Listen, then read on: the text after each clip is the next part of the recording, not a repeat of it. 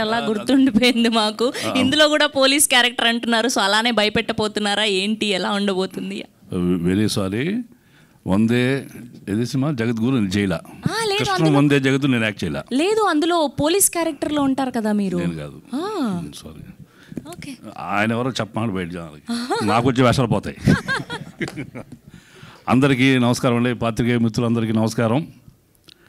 ఓదెల 1 వశిష్ఠ సింహ గారు ప్రకంపనాలు పుట్టించాడు ఆయన తిరుపతి పాత్రలో. ఇప్పుడు నేషనల్ వైడ్ తమన్నా గారు ఆవిడ వచ్చారు. ఇది దేశవ్యాప్తంగా ప్రభంజనం సృష్టిస్తుందని నేను ప్రగాఢంగా నమ్ముతున్నా.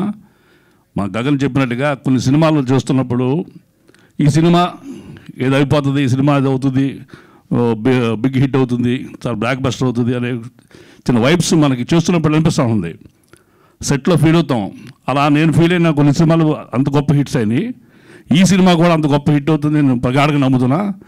ఈ చిత్రంలో ఓదెల 1 చిత్రంలో నేను ఇన్స్పెక్టర్ రోల్ చేశా. ఈ 2 ఏళ్ల గ్యాప్లో అక్కడి నుంచి ఆ ఊరి నుంచి నేను ట్రాన్స్ఫర్ అవ్వాలా, స్టిల్ సేమ్ అదే పాత్రలో మళ్ళీ 2లో కనిపిస్తున్నా.